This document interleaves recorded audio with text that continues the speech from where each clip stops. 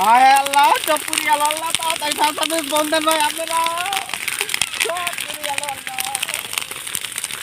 আসলে মূলত এটা হচ্ছে গমের জমি, ঠিক আছে। তো গম কাটার পর যে গমের গাছগুলা থাকে এগুলা কৃষকেরা এরকম ভাবে পুড়ায় দেয়, তারপরে নতুন করে চাষ দিয়ে অন্য ফসল ফলায়। তো এখানেও এই কাজটাই করা হচ্ছে।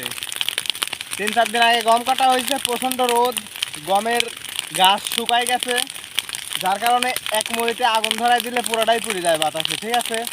এই যে দেখতে পাচ্ছেন পুরোটা পুড়ে একবারে ধোঁয়া আর ধোঁয়া খালি। আরে আল্লাহ, হলিউড মুভির দৃশ্য, ঠিক আছে।